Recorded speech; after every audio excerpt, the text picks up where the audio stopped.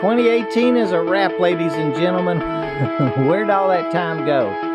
Here we are in week 52. Next week, we'll be in 2019, and we'll have 365 days to reach all of our new goals. I'm Marty here with you at Warehouse and Operations as a Career. I'd like to invite you to share our podcast with your friends and coworkers. Maybe show them how to find and listen to all that free educational, instructional, and entertainment shows that are out there.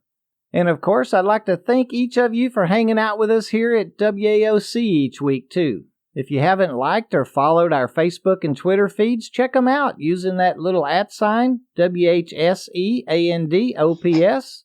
We can usually be found hanging out in there throughout the week. Well, here we are, the end of another quarter. I'm really excited about today's program. We've gathered up a few of our regulars to pick their brains and just throw some thoughts up there on the table for discussion. I have John, Rodrigo, and Phillip on the phone with us today. I think we caught John and Rodrigo in Texas this week. And I bet Phillip has a big, heavy coat on up there in Chicago. John, how have you been? And could you remind our group what it is that you're doing professionally right now, sir? I've been wonderful, Marty. Thanks for having me on again. I'm currently the Vice President of Operations for a mid-level logistics firm. We specialize in warehouse operations and, more specifically, discovering and implementing efficiencies to increase throughput. Very good, and we'll be digging into some vice president type stuff today. Rodrigo, welcome back to WAOC, my friend, and what is your position and duties in our fine industry, sir? Hi, Marty. I appreciate the invite, and my position is regional manager of a logistic company, and my duties are provide leadership, support, advocacy, and vision to a group of site managers at each facility. Yeah, I'm wanting to talk about, direct supervisors and leads and stuff today with you also. Chicago's been a little cooler than it's been here in Texas, hadn't it, Phillip? Yes, much cooler. It's been a while since you visited with us. Could you remind our listeners what it is that you're doing now? Sure. Currently, I'm a regional operations manager for a very good company that is rapidly growing in the logistics industry. I work out of our Illinois office overseeing operations in the Midwest region. I work with managers and supervisors to ensure that all operations are running as smoothly as possible. Very good. We're going to be talking about several different facilities today. Can't wait for that input. I've been asked a couple of times why I'm so big on the end of the year. Besides, as we've been talking about over the last couple of weeks, it's been a great time to review our success stories and, well, not failures, we'll say opportunities. It's also when businesses are closing out the month, the quarter, and the yearly books. It's a busy time for just about every team member in management, I think. John, what does the end of the year mean to senior or executive management? Well, Marty, as you know, the end of the year brings a cadence of accountability.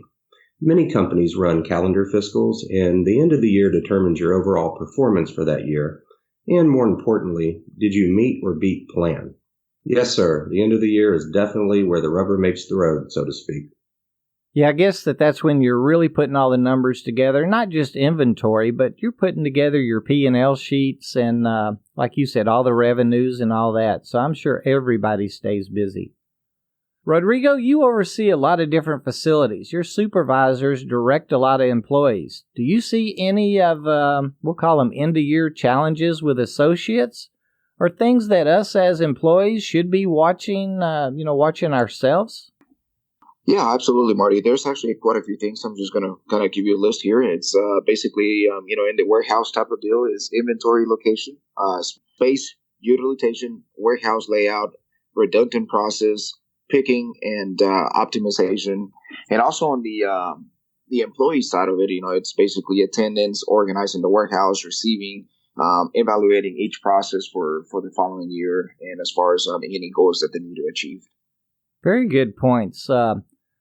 Phillip, you're doing quite a bit of hiring right now and dealing with the end of the year too. Would you agree or disagree or have any more input than what's already been said? Yes, sir. I am doing quite a bit of hiring. certain businesses have certain needs at certain time frames, and so happen to have business that requires quite a bit of personnel at the beginning of the year. So we're busy trying to fulfill that need for the business. With it being right here, in the holidays for us here in the States, are you having trouble finding people, wanting, or I guess you could say ready to go to work since it is a holiday? Well, the market is really good, Marty. There's tons of people out here looking for work. Sometimes the challenge could be the lack of skills, but in our industry, anybody that's willing to learn can be easily trained if they're willing to learn new trades or new things in the light industrial world. That is one of the great things about our industry. The training curve is just not that long, and just about anybody can be taught. I guess you got to have a want to work, though, because the work is physical and it can be long hours too. John, we've been learning a lot about the importance of planning and goals over the last few weeks here at WAOC. Last week, we learned quite a bit from a few young managers out in the field that had definitely been working with a plan over the last year. Is planning and goals really important, even for employees just entering the workforce? Are we here at WAOC maybe taking it a little bit overboard? Well, Marty, I believe a goal without a plan is really just a wish. Do you set out on road trips and not use your GPS? Of course not. And at work, it really isn't any different. Establishing and committing to a plan lets you know on an incremental basis whether you are on the right track to achieving your annual goals. You also have the benefit of being able to modify your plan if you see it isn't going, exactly as you expected. I have a general rule I like to go by, and it's pretty simple. If you don't know that you're winning, you're losing.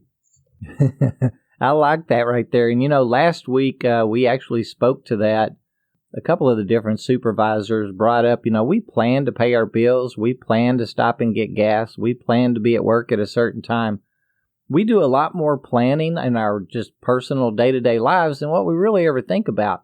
And they were talking about how extending that into our professional lives is just a shortcut to success right there. Absolutely. Rodrigo, what do you think about planning and goals for our younger employees? That's a really important process that you must do.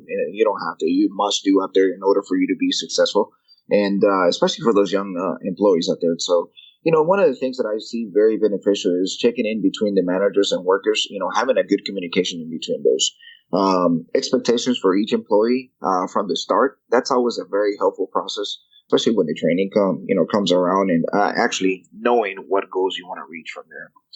Also feedback throughout the process of the training, and that goes both ways, managers and employees.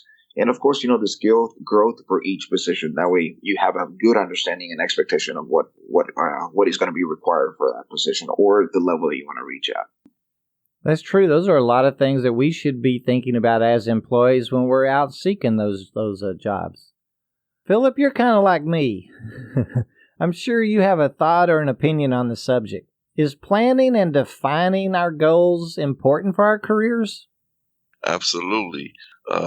Setting goals give you something to work towards. So I believe that you definitely want to try to plan it. When things go as planned all the time, to kind of piggy off what John says, you have to have an alternate plan or backup, if you will, should things not go the way you need it to go. But I believe if you take one day at a time and stay positive, you can reach attainable goals. You have to be realistic with your choices, though, because if you try to set a goal that is unattainable, it can come off as being a failure. Well, that's a very important point. And I think our plans have to be adjustable, too. We need to make those adjustments to where we don't fail, really. I agree. I think it's very important to try to set a goal doing something that you really love to do. Like I love my career. It'll motivate you more to try to attain your goal. Oh, definitely. I asked our guests last week if they talked about or worked with their employees and their direct reports about goals. Do you work with or have the opportunity to work on planning and goals with your supervisors and managers? All the time. they can easily get discouraged, especially the younger ones. I try to lead by example, use myself as an example, use you guys as an example of success. So the main thing for me is to lead by example and, try to motivate guys to let them know that, you can, if you work hard work pays off, get the experience needed, and you can get there. You can. I think, supervisors and managers that are under us, I think it's really important that they continue that growth and they keep reaching for that next position. Rodrigo, I know you've got a whole lot of soups and leads under you in a couple of different states. Are you able to work with them any or, kind of instill that, I guess I'm going to use the word hunger in them? Oh yeah, absolutely, Marty. One of the things that I always try to teach, and unfortunately, I'm very OC in this process, especially when it comes to the training, and I want to make sure that everybody's successful, but has a good understanding of what their, what the expectations are for that position. So I try to, go to, make sure that you have conduct a training needs assessment. Also make sure that you're running a good, successful pilot program, for each either a course or a presentation. Also creating a schedule and implementing a training process for that individual. Another thing is, I follow up with the employee and ask what they've learned, how that they are using those tools to be successful, or maybe they might have seen something that they feel like they're inefficient or they feel like they just not achieving those. So those are the kind of things, just kind of going back and forth and having a good discussion and good feedback in order for, for each employee to be successful. I agree with what both of y'all have been talking about, and you mentioned the word training a couple of times. So, John, we're all bringing up the word training quite a bit, and, I feel the importance of training is beginning to be a corporate topic again. As you know, I'm a big proponent on training, and I'm heavily involved with several different training programs. What's your thought on the importance of training in our light industrial arena? Well, Marty, I certainly agree with your position on training. It's one of the most important first steps to take with any employee. It's kind of analogous to when I buy a toy for my son that has to be assembled. It would make my job exponentially harder if I just skipped the first few steps and tried to figure it out halfway through the instructions. The same goes with training. It instills the correct and preferred work methods and processes to achieve your desired results and performance. Yeah, I guess you're absolutely right. It really does. Phillip, Rodrigo, I know you agree with the importance of training. Do you see it being fully taken advantage of, though, by the new boots or employees? Do they understand the importance of it and how taking advantage of it can actually make them successful, do you think? Yeah, I want to say 90% of the guys that come through our buildings are already motivated to work.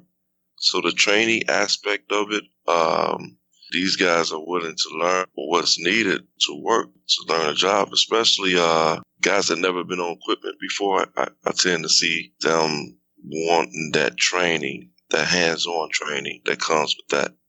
Learning different things about the warehouse, different safety rules. It's important for these new employees to understand that training is important.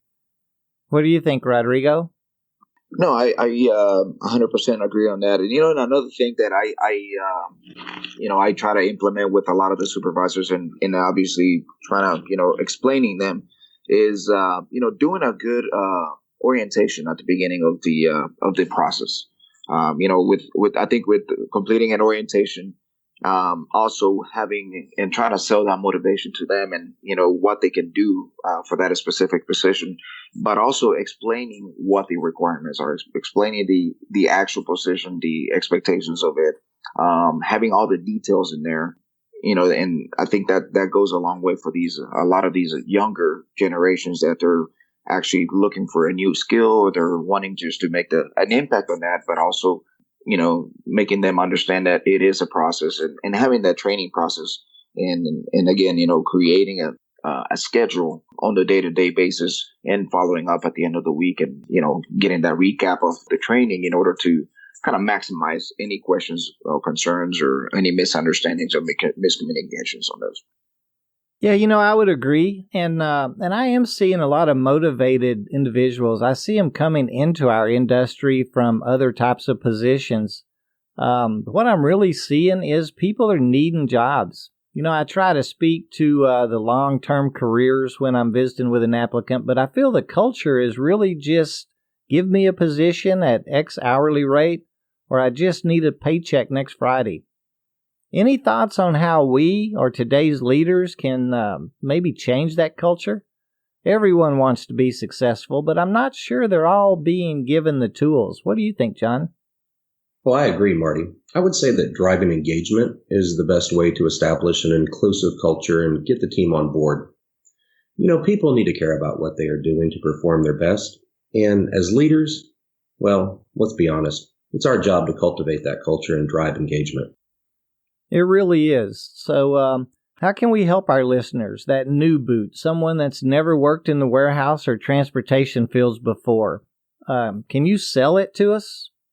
Well, like I mentioned in a previous episode, where else are you going to make $80,000 in 5 to 10 years without a college education? This industry is ripe for advancement, and it's totally up to you how far you want to take it and how much you can make. Yeah, I completely agree. And another thing that I feel like, again, we're going to implementing the training schedule, setting goals on the daily or weekly basis, also leverage the passion for efficiency. And one of the most important things, having a welcoming environment at the facility. And of course, being open to feedback on both ends, managers, workers, in order to be able to kind of satisfy that training process in that. Well, I'm glad you brought up a couple of those points because I do have an opinion on some of that. While I've got all this experience on the phone today, I had a question a few weeks ago about orientations and the onboarding process. I suggested that if we, as employees, feel something hasn't been covered or we don't understand everything, that we should be sure and ask questions. I was blown away by the response that I received. Of course, I can understand with someone being new on the job and all that, not knowing or not wanting to rock the boat, but I learned that many people were afraid to speak up and ask questions to their trainer or their new supervisor. I shared that I've never heard a supervisor talk negatively about someone for asking a question, but I have seen plenty of men and women released because they broke a rule or didn't know how to do the job. I mean, if all the rules, safety practices, GMPs, or SOPs aren't brought up and explained during our orientation, I think we should ask about them. Could you share your feelings and the feelings that you instill upon your soups regarding questions being asked? Marty, that's a really good feedback in there, or some of the questions in there, and I think that's a really good thing. One of the things that I instill with a lot of the supervisors is making sure that they keep up the communication and also having a list of things that they want to go over the orientation. That way it seems to be more structure rather than just, trying to do something on the fly. And also making sure that you're giving the opportunity for that employee to ask questions. And of course, and as you kind of progress on that, you always want to make sure that you have, you always want to cover the most important questions, as far as the schedule, the lunch breaks, the expectations of the job, any specific requirements that specific position is going to require. And, and also it just kind of make them feel comfortable, as a tone of voice whenever you're speaking with them. So that way they can feel like they can kind of open up and ask those questions and avoid those, misunderstood questions down the road, or maybe they just didn't understand their position. And then that's where we, tend to get into that kind of trouble. Yeah, I agree with Rodrigo. First impressions is very big when it comes to answering questions for new employees. You want to make them feel welcome. You want to periodically ask the trainee if they have any questions regarding we went over so far. Nervousness is a normal reaction when dealing with something new, so you want to make them feel as comfortable as possible. Let them know that you're there to help and want to answer all of their questions and give them a sense of opportunities that they can take advantage of. Very good thoughts, gentlemen. Well, I've learned an awful lot today. I'm going to need a week or so for all this new knowledge to sink in.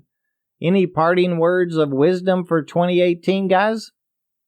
Yeah, that's a good one. I think, Marty, patience, communication, ask questions, ask as many questions whenever that opportunity arises. I think that's something that you want to make sure that you kind of cover all that. Another way that you can prepare as an employee, if you're just for the first time walking into that building, making sure that, your orientation, but also writing, any questions that you may have through the whole process or even the day before. So that way you can kind of make sure that you cover all those questions during that time and have that opportunity, and making sure that pretty much be open-minded about some of that, and be flexible. That's one of the most important things in that. Yeah, I think being open-minded is one of the strengths that we should be teaching every associate that we have. Philip, give us some wisdom, my friend. Set attainable goals for 2019. If you had a good 2018, make 2019 greater.